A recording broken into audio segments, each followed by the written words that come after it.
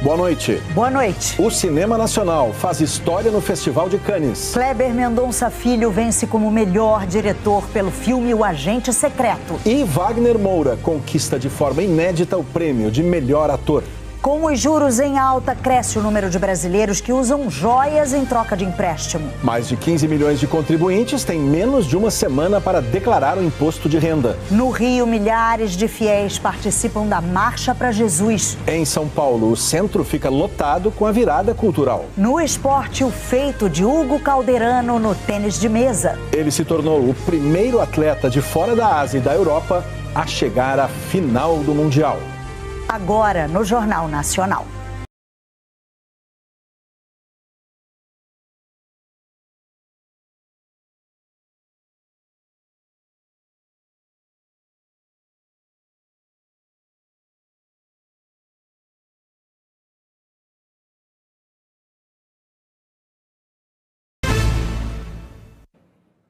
Os brasileiros estão recorrendo a um jeito milenar para conseguir empréstimos e fugir da taxa básica de juros, no maior nível em quase 2 décadas. As joias de família atravessaram muitas crises econômicas com a Núria. É uma maneira de você continuar com o seu bem e conseguir o dinheiro na hora, né?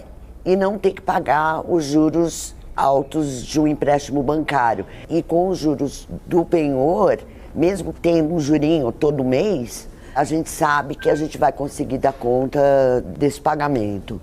E as minhas joias estão lá. Vale para o tesouro da aposentada, para a tesouraria do banco e para as reservas dos governos. O ouro é investimento seguro, escasso, durável e universalmente valorizado, especialmente em tempos de turbulência. O preço internacional negociado na Bolsa Mercantil de Nova York disparou nos últimos meses. De um ano para cá, a alta é de mais de 40%. E aqui no Brasil, subiu a busca pelos contratos de penhor. A operação em que você pega dinheiro emprestado a uma taxa média de 2,97% ao mês, com as joias como garantia. Os dados são da Caixa Econômica Federal, a única instituição autorizada a fazer esse tipo de empréstimo no Brasil. Em 2023, a gente contratou alguma coisa próxima de 15 bilhões de reais. Em 2024, esse número subiu para um pouco mais de 17 bilhões de reais. E nesse ano agora, até abril, a gente já está com mais de 6 bilhões de reais. A gente vem crescendo a 2 dígitos, né? Que vamos continuar crescendo nessa direção. O penhor é a modalidade de crédito mais antiga da história da economia. E se agora voltou à moda, foi por questões bem atuais.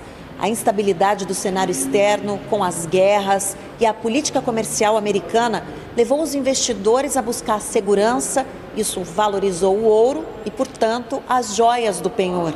Além disso, aqui no Brasil, o nível de endividamento e das taxas de juros tem levado as famílias a buscar alternativas mais baratas para conseguir algum dinheiro. É o caso da Sandra. Eu estou fazendo uma reforma em casa, né? Porque você sabe que casa sempre tem que estar reformando. Aí eu precisava inteirar o dinheiro para comprar algumas coisas de materiais de construção. Aí eu falei, eu tenho uma joia, eu ponho lá, pego o dinheiro, vou no depósito, compro o que eu preciso. O professor de economia do INSPER, Ricardo Rocha, confirma que é uma boa saída. É um escape para quem precisa de uma quantia pequena e não tem, às vezes, renda para tomar. Ou já está com seu limite de crédito totalmente tomado, né? Sim. Ou até inadimplente. Pode estar até negativado, mas ele dá garantia. Um empréstimo sem precisar perguntar se você está com o nome limpo ou não. O risco é o bem ir para leilão. A Sandra veio prorrogar o prazo por mais 60 dias. Estou vindo aqui para não perder. O prazo do penhor pode ser renovado várias vezes, desde que o cliente pague periodicamente os juros. Mais de 15 milhões de brasileiros ainda não entregaram a declaração de imposto de renda. Falta menos de uma semana para o fim do prazo. A dona Ivete não gosta de deixar nada para a última hora, mas esse ano não conseguiu entregar a declaração no início do prazo. Vai dar tempo, vai dar tempo. Aí quando você assusta já está acabando, mas não sai correndo para poder fazer. né? Mas vai dar tempo. E muita gente está numa situação parecida. Dos mais de 46 milhões de declarações esperadas, 15 milhões e meio ainda não foram entregues. Representa 1/3 do previsto. A declaração é obrigatória para quem teve rendimentos tributáveis acima de R$ 33.888 no ano passado. Quem não entregar até 30 de maio pode ter que pagar multa de 1% por mês de atraso. Os valores vão de R$ 165 até 20% sobre o imposto devido. O contribuinte pode declarar pelo site da Receita ou baixando o programa do Imposto de Renda. Pelo celular, é preciso baixar o aplicativo Receita Federal. O anterior, Meu Imposto de Renda, foi desativado, mas é melhor não deixar para os últimos dias, porque o sistema pode ficar mais lento por causa de muitos acessos. Outra dica da Receita Federal é usar a declaração pré-preenchida. Esse modelo tem todas as informações que a Receita recebeu sobre os rendimentos e movimentações do contribuinte no ano anterior e pode ajudar ainda mais nessa reta final. Para ter acesso a essa ferramenta, é preciso ter a conta no site gov.br, nos níveis prata ou ouro, que tem validação com foto ou reconhecimento facial. Use a pré-preenchida para facilitar essa busca por documentos. Porque a maioria dos documentos talvez você tenha, mas os que você não tem, você vai ver que na declaração pré-preenchida ele está te apresentando essa necessidade. Fica mais fácil de você procurar esse documento. Agora, o que é importante é ter esse documento, porque é ele que é a sua prova de que a informação que você está prestando está correta. Nesta universidade particular de Belo Horizonte, o movimento de contribuintes buscando orientações gratuitas cresce nos últimos dias. Nessa época, muita gente procura, né? Eles acumulam, vão deixando para a última hora e a demanda fica muito grande. Os estagiários ficam até mais tarde aqui, a gente estende horário sim, para dar conta de atender. A dona Ivete, que a gente mostrou no início da reportagem, recebeu ajuda e está aliviada depois de prestar contas à Receita. Volta para casa mais tranquila? Nosso Deus, e como, né? Que a gente fica preocupada, né? Mas graças a Deus está resolvido. Em Goiás, os agricultores esperam colher 70 mil toneladas de girassol nos próximos dias, um aumento de 20% na área plantada. O amarelo vibrante enche os campos de vida. É um banquete para os polinizadores. A exuberância dos girassóis encanta até mesmo quem é da roça. A beleza tá aí, para quem quiser ver, né? É sensacional. Apesar de toda a beleza que a florada oferece para os nossos olhos, o interesse do produtor rural é econômico. Depois que as flores secarem, o destino é a indústria, que vai transformar a semente da planta no óleo de girassol. Os grãos são esmagados na fábrica e daqui o óleo vai para os supermercados em todo o país. A produção nossa é 50% do que é consumido no mercado.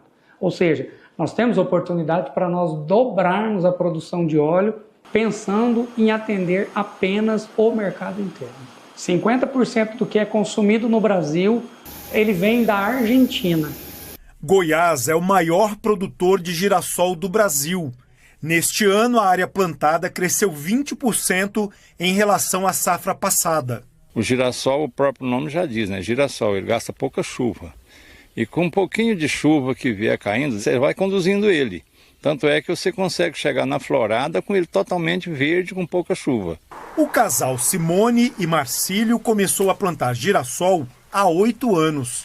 Ele entrega resultado, nós não tivemos prejuízo com ele até hoje. Fora os benefícios que ele traz no ecossistema para a próxima safra, que é de soja. Cada ano que a gente planta girassol, um aumento de até 3 sacas ou mais por hectare em soja. Além de nutrir o solo, o girassol guarda uma curiosidade. A gente imagina que a flor do girassol é uma única flor. Não é isso? Não, não é isso. É uma curiosidade bem legal da cultura do girassol. Quando a gente olha aqui, a gente consegue enxergar bem de pertinho que são muitas flores aqui no disco do girassol. Na verdade, aqui no miolo são muitas flores e podem chegar até 8 mil flores. A temporada das flores é curta, dura só 15 dias. Enquanto elas não secam, os campos viram cenários perfeitos para ensaios fotográficos. Dá um beijinho nela. Nossa, que lugar lindo, surreal. A sensação que dá é uma experiência única mesmo. É um lugar assim, muito bonito, muito atrativo, né? E eu acredito que as fotos irão ficar lindas. Vamos ver como fica o tempo amanhã em todo o Brasil. Jaqueline, Brasil, boa noite para você. Oi, Ana Luísa, boa noite para você, para o Fachel e boa noite para você. Tem previsão de chuva amanhã e forte para parte da região sul, onde chove nesse momento, como mostram as imagens do satélite. Nessa área aqui colorida estão as nuvens de temporais e os pontos em vermelho são os raios. Essa condição permanece amanhã com alerta para quase todo o Rio Grande do Sul e Serra Catarinense. É o caso de São Joaquim. Previsão de 50 milímetros de chuva, é um volume alto, com máxima de 15 graus. Mesma condição em Caçapava do Sul, no Rio Grande do Sul. Em Caxias do Sul, na Serra Gaúcha e em Porto Alegre, também pode chover forte. Máximas de 18 e 20 graus. A chuva deve ser mais isolada do norte do Amazonas até o litoral do Ceará e mais fraca do Acre até o sul da Bahia. Previsão de tempo firme do centro-sul do Maranhão até a divisa do Paraná com Santa Catarina. No meio da tarde, o ar pode ficar mais seco na área em amarelo do Piauí até o norte paranaense, principalmente no oeste de Mato Grosso do Sul, com um índice de umidade abaixo dos 20%.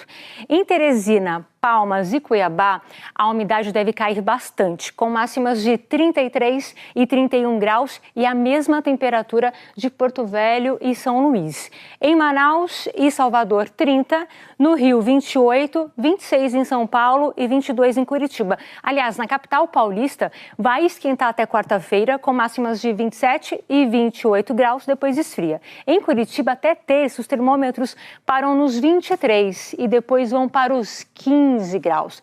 A formação de uma frente fria mais forte está confirmada para a semana que vem.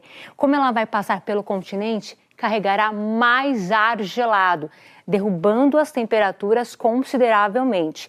Na quinta-feira já vai esfriar no sul. Na sexta-feira o ar polar deve chegar a Mato Grosso do Sul, São Paulo e Minas Gerais. E no sábado será a vez de Mato Grosso e cidades de Rondônia e Acre. Com a chegada dessa onda de frio, algumas cidades podem ter as menores temperaturas do ano. Há risco de formação de geada e uma chance, por enquanto, pequena de neve. Ana Luísa, Fachel. Obrigada, Jaqueline. Boa noite. Boa noite, Jaqueline. Bom fim de semana. Na Ucrânia, ao menos 13 pessoas morreram e outras 56 ficaram feridas numa ofensiva da Rússia com mísseis e drones. Entre os alvos, a capital, Kiev.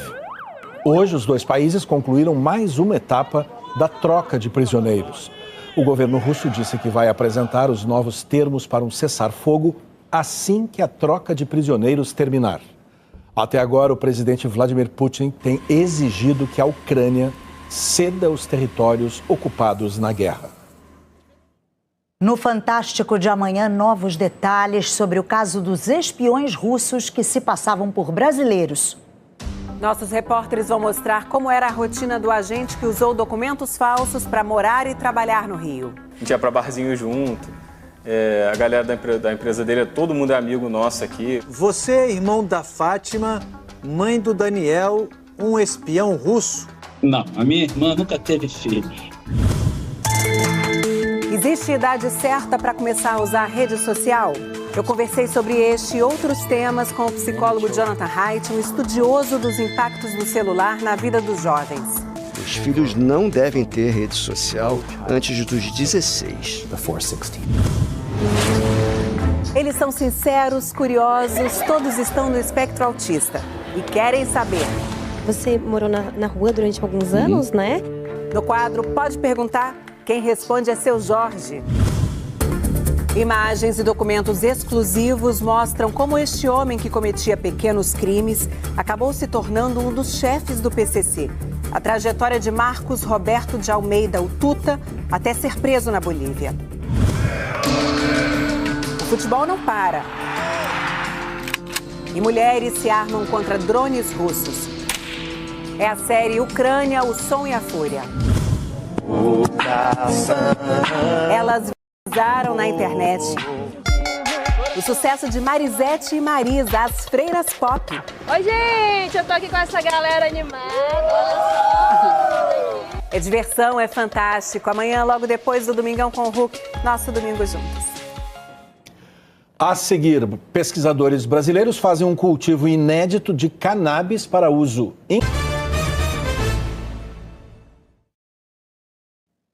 Em Minas Gerais, cientistas usaram a clonagem para criar o maior jardim de cannabis do mundo. A planta, que já é usada em medicamentos, agora pode ser empregada até na construção civil. Dentro deste ambiente vigiado 24 horas por dia, pesquisadores da Universidade Federal de Viçosa desenvolveram com técnicas de clonagem esse jardim de cannabis. Começaram com 14 sementes. Hoje são mais de 1.000 plantas. As mudas que eram clonadas dessas matrizes em vasos começaram a ser introduzidas aqui, onde a gente começou a aplicar os tratamentos de sucessivas podas, né? O que vocês estão vendo aqui é o primeiro mini jardim clonal de cannabis do mundo. Ter uma opção, né, técnica de produzir mudas de qualidade em larga escala, no menor custo e ocupando o menor espaço possível. Então essa é uma grande inovação. O estudo é realizado com o cânhamo, uma variedade da cannabis que tem baixo teor de tetrahidrocannabinol, composto que causa efeitos psicoativos. Parte do investimento vem da Embrapi, empresa brasileira de pesquisa e inovação industrial. A cannabis é uma planta de origem asiática que gosta de clima quente e pouca água, se adaptou bem aqui no Brasil. O uso medicinal foi aprovado pela Anvisa em 2015. Mas os pesquisadores da UFV querem dar outras utilidades também à planta, utilizando desde a raiz até as flores.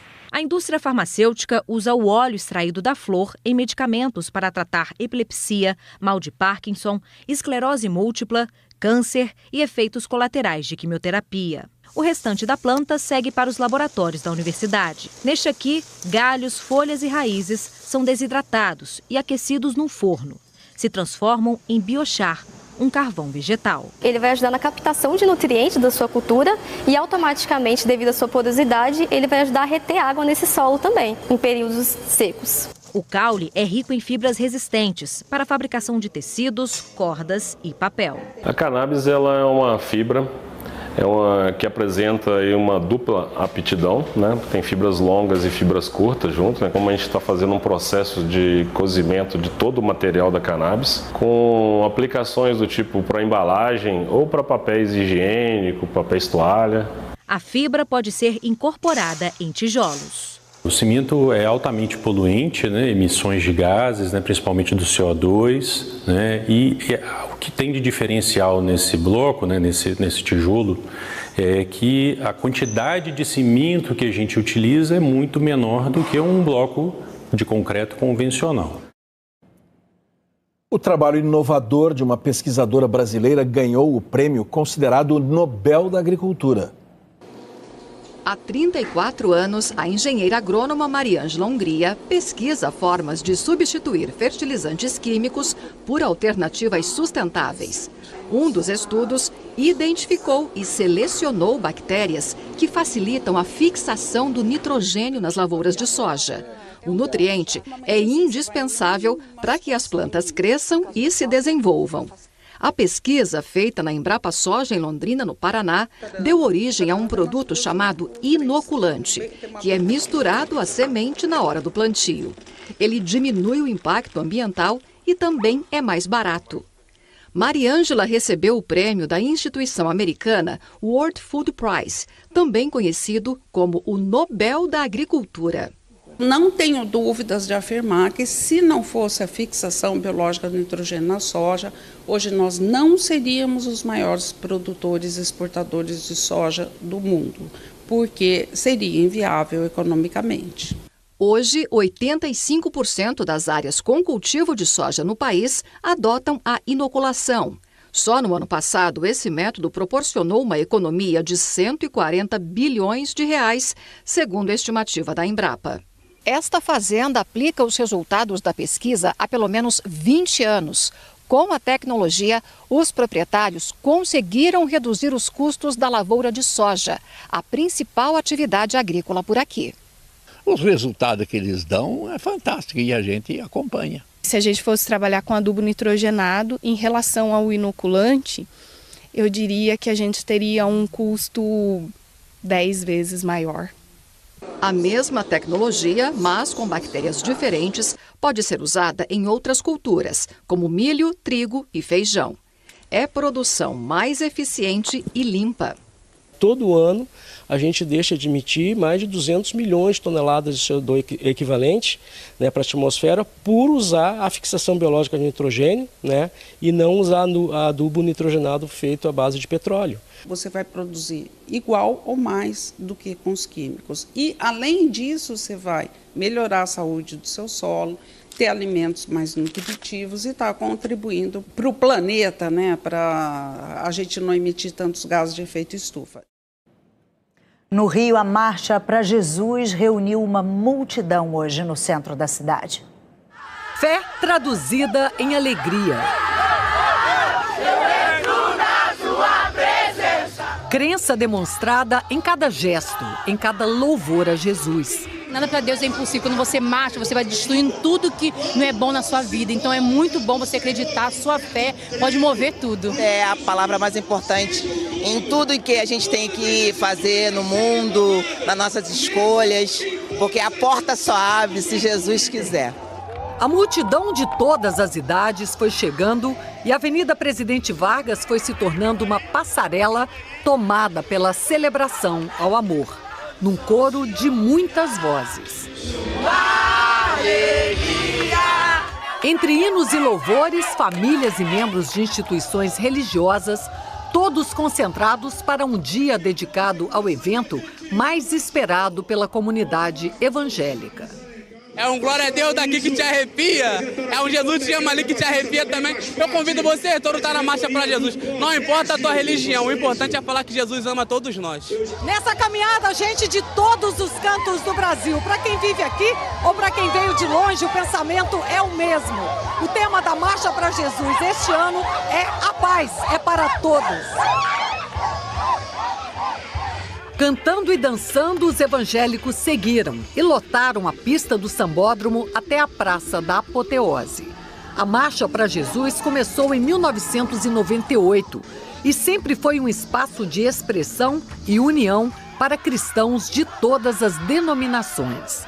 Este que pregou a paz para todos foi o maior evento dos últimos 10 anos. Isso é um problema que eu acredito o mundo inteiro enfrenta com a violência, mas aqui nós estamos falando do Rio de Janeiro, é o comércio e a Marcha para Jesus do Rio de Janeiro.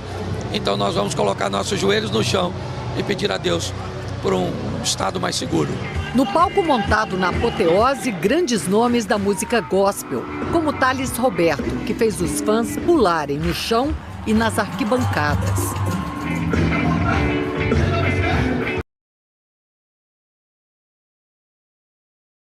Nós não somos evangélicos ou católicos ou espíritas. Aqui nós estamos falando do nome de Jesus. Então, Jesus é digno dessa exaltação. Quando a gente exalta ele junto, é maravilhoso. Não tem uma placa, tem o nome dele. Estou muito feliz de estar aqui. Entre as atrações, Maria Marçal, que aos 15 anos já é um dos maiores nomes da cultura gospel. Eu venho desde pequenininha na marcha, então subir hoje no palco para adorar o Senhor Jesus é um sonho realizado e creio que hoje será uma noite incrível, maravilhosa, cheia da presença de Deus, com certeza. Foram 10 horas de louvor e adoração para entrar para a história dessa marcha que tem Jesus como condutor. Tudo que ele fez, tudo que ele faz, o cuidado dele, todo o cuidado dele, e assim é lindo viver esse Senhor, é lindo.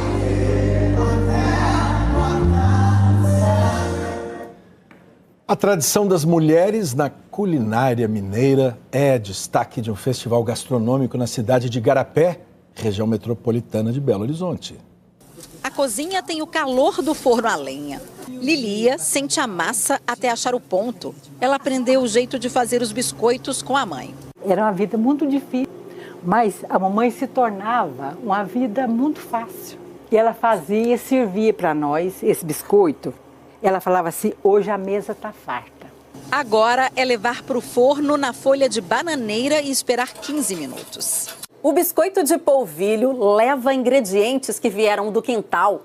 A receita está guardada na memória de vivências da infância, do tempo em família. Depois de pronto, é servido nesta mesa farta. Uma tradição mantida por estas mulheres, que aqui são chamadas de mestras, porque se reúnem para preservar a cultura regional e repassar conhecimento. Nós não fizemos curso, nem nada. Nós aprendemos com os nossos pais, os nossos avós.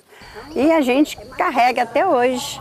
E a gente tem o prazer de poder transmitir para as pessoas os nossos conhecimentos. Um saber que é o destaque deste festival, que espera reunir até amanhã 60 mil pessoas. Receitas que atravessam gerações. Só tem comidas aqui legais e as mestras aqui são impecáveis. O temperinho mineiro é ótimo. O Gordon é irlandês e disse que adorou a comida mineira e que está aproveitando com a família esse momento. Really enjoying ourselves. A seguir, o brasileiro Hugo.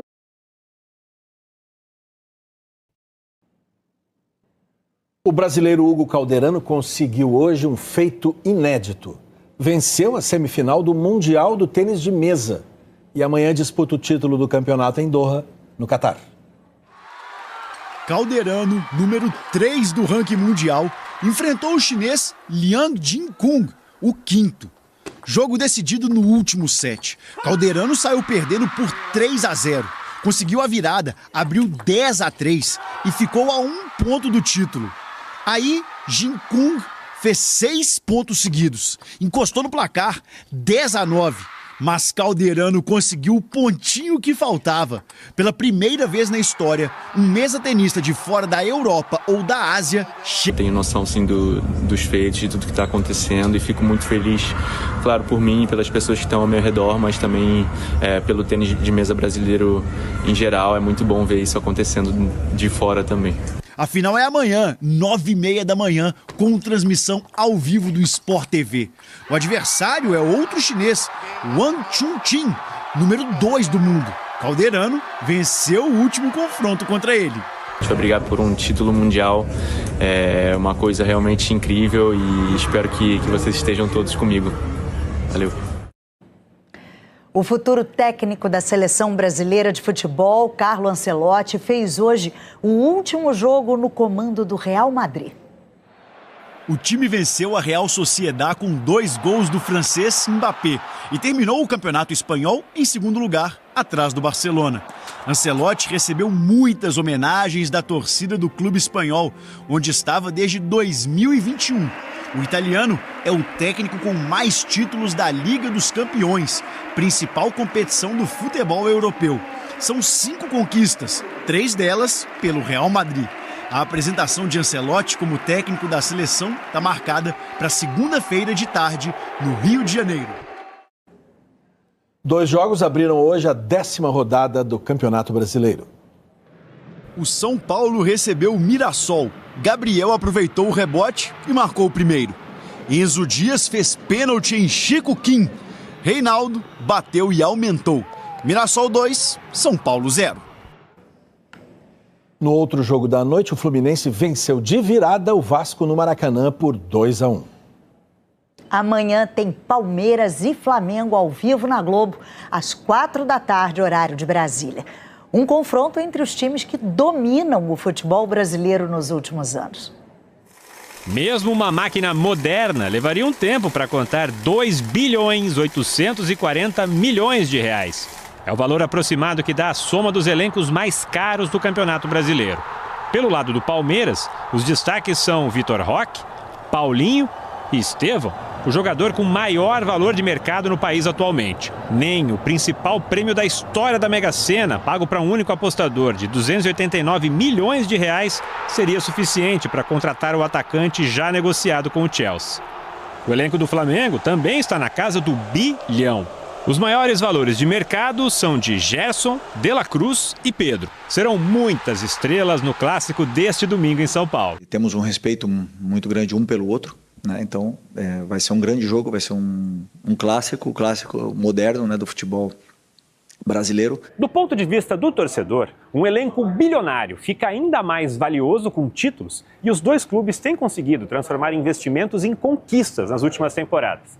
Essa taça, por exemplo, o Palmeiras ganhou num confronto direto com o Flamengo. Libertadores de 2021. Numa final recheada de craques nos dois lados, o time paulista venceu por 2-1. Na maior competição do continente, Palmeiras e Flamengo venceram 4 das últimas 6 edições, 2 troféus para cada. Um domínio que parece ainda maior no Campeonato Brasileiro, com 6 títulos em 10 anos. Na tabela do Brasileirão deste ano, lá estão os dois, líder e vice-líder. São jogos que um cara sempre sonha com jogar e cara, nós somos abençoados, né, por ser parte desses jogos assim. O jogo em si vale 3 pontos, mas para calcular o valor dos jogadores em campo, haja maquininha para contar tanto dinheiro. É claro que o Esporte Espetacular desse domingo vai falar de Campeonato Brasileiro e muito mais. Olá, boa noite. Em 1995, Romário e Edmundo formaram a dupla de ataque do Flamengo. Com bad boy no seu time, já pode comemorar. 30 anos depois, a gente foi atrás dos bastidores dessa música. Acompanhamos a vida de aposentada da campeã Daiane dos Santos, cheia de projetos. Nosso objetivo principal é que a gente sirva ali como uma manobra, como um meio de transformação social na vida daquela criança. É o quadro Aposentados? Só que não! Tem ainda ao vivo o Circuito Brasileiro de Skate Park. É amanhã, logo depois de Viver Sertanejo. Eu espero vocês. Já começou em São Paulo o Jungle Fight 136. 2 cinturões estão em disputa na noite de hoje. É praticamente um ritual. Sobe na balança e comemora. O lutador não pode ultrapassar o peso máximo da categoria que disputa. Passo seguinte, a encarada com o adversário. Cara de mal, para meter medo. Mas é tudo verdade? É de verdade mesmo. A amizade só fica no outro dia, depois da luta. É ele que você quebra o psicológico do seu adversário ou você vê se ele vai ser um adversário à altura. A luta entre Laura Fontoura e a xará dela, Laura Vasconcelos, atual campeã, vale o cinturão do peso palha, até 52 quilos. O Jungle Fight, luta na selva, ganhou esse nome porque nasceu no estado do Amazonas. É o maior evento de MMA da América Latina, uma competição que já tem mais de 2 décadas de existência e revelou muita gente para o mundo da luta. Só para citar alguns, José Aldo, Lyoto Machida e Fabrício Verdun. A luta principal de hoje é entre Anderson Astro da Maldade e Vanderlei Souglô. Em disputa o cinturão do peso meio-médio até 77 quilos. Eu estou muito bem preparado, então a expectativa não poderia ser outra de não um grande show e mais uma grande vitória para Sergipe. É um nocaute aí não vai na mão dos juízes não, vai terminar rápido essa luta. Não dá para duvidar, porque a encarada já foi quase uma luta. A Globo mostra a luta principal do Jungle Fight mais tarde, depois de altas horas. Veja a seguir a virada cultural em São Paulo. O Brasil...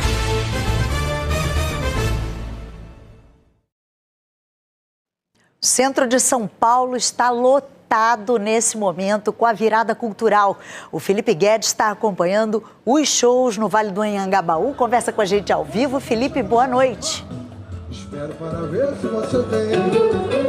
Oi, Ana Luísa, boa noite. Virada porque os shows começaram hoje à tarde e vão até fim da tarde de amanhã.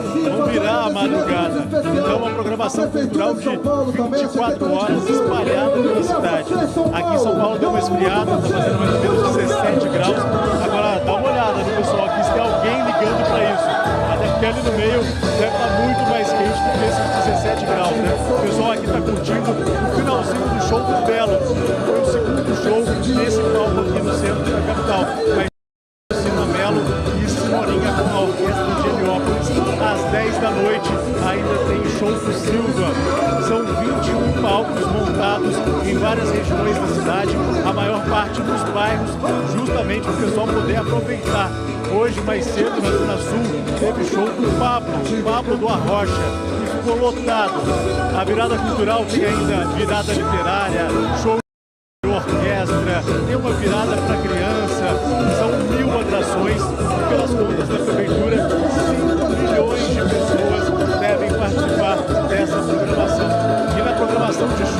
ainda tem Michel Teló, Diogo Nogueira, muita coisa boa, de graça, até amanhã à tarde. Ana Luísa e Paixão. Felipe, boa noite. Boa noite, Felipe. E o Brasil teve um dia histórico no Festival de Cinema de Cannes, um dos mais importantes do mundo. O filme Agente Secreto levou 2 prêmios na disputa principal. Melhor diretor, com Kleber Mendonça, e melhor ator, com Wagner Moura. Nas ruas, caixa eletrônico inoperante, trânsito caótico, sinais do apagão de quase 6 horas no sul da França. 160 mil residências ficaram sem eletricidade. A polícia francesa investiga a causa. A principal suspeita, sabotagem. Cannes foi a cidade mais afetada. O apagão ocorreu no momento de holofotes voltados justamente para Cannes. E não à toa, dia do encerramento do mundialmente famoso Festival Anual de Cinema. Antes, durante a semana, as homenagens já tinham valorizado o cinema brasileiro. Mariana Brennan recebeu o prêmio Women in Motion, que reconhece estreias de diretoras.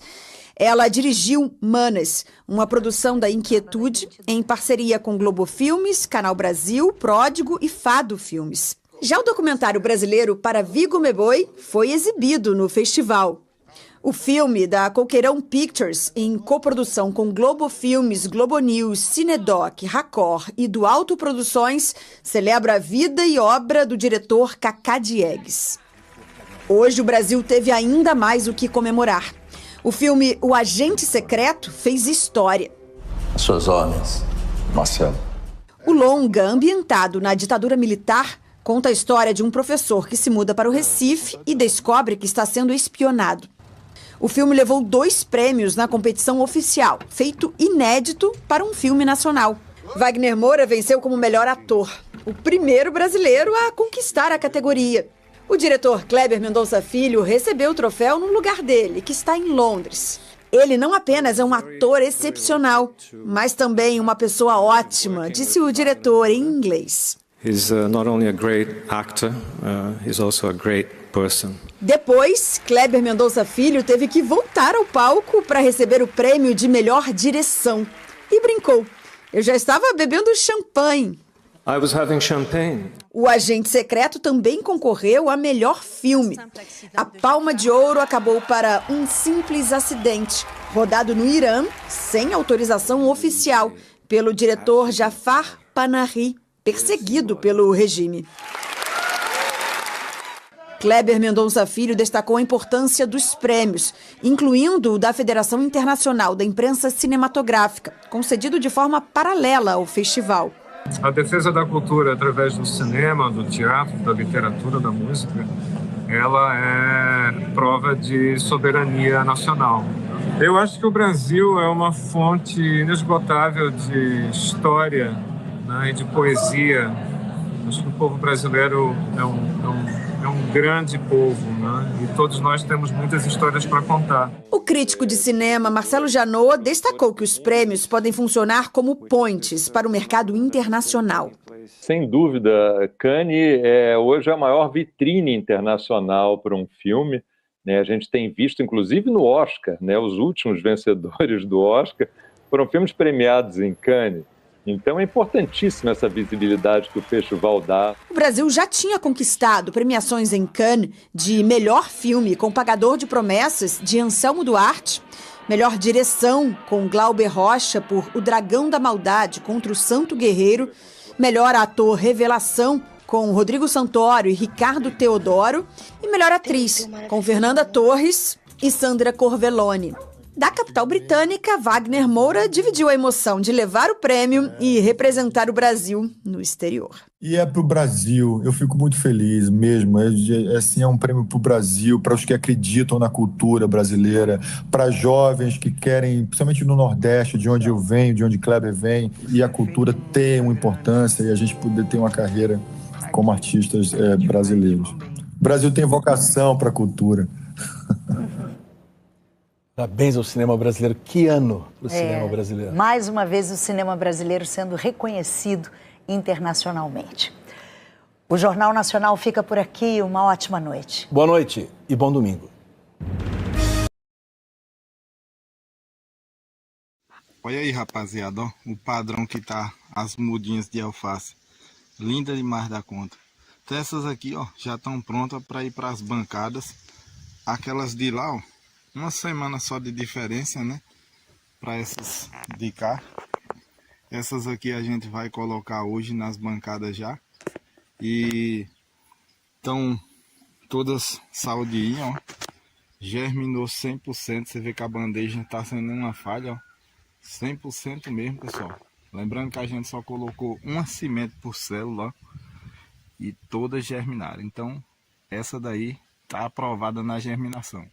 Algumas pessoas me perguntam aí qual que é a semente que eu uso.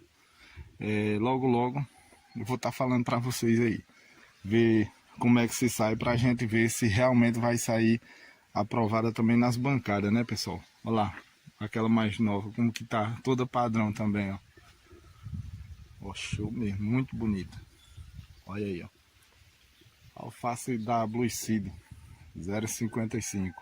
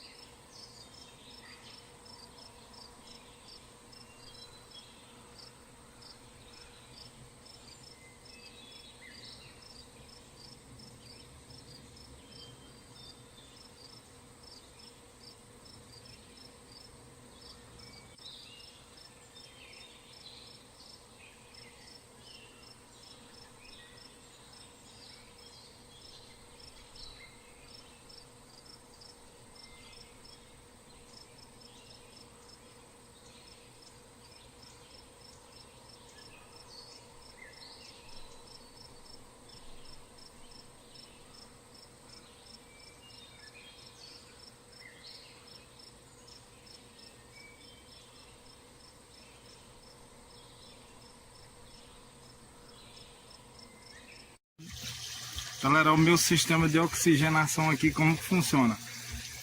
Sai dali da caixa, aqui tem um T, ó. Depois desse T, segue adiante, que vai lá para alimentar as bancadas, que são 22 linhas de 12 metros. E o restante, ó, aqui. No caso, esse daqui é um berçário para mudas, né? Ali é o retorno, a gente coloca a redinha para o substrato barrar um pouco, né? Como colocou mudas novas. E aqui a gente faz alguns furos no cano, ó. Coloca uma curva aqui para não perder a pressão. Um cap lá na frente e alguns furos aí no cano, ó.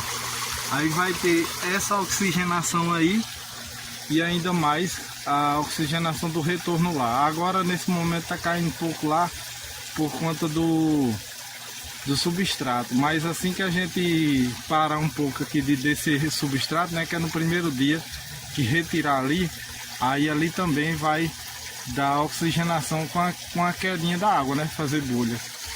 Olha aí, galera. Muito bom, ó. Aí, ó. Bem simples de fazer, ó. Um cano, um T. E essa parte aqui é que vem da alimentação da bombinha. Aí segue diante e alimenta todas essas bancadas, ou todas essas linhas aí, ó, de 12 metros, 22 tubos de 50.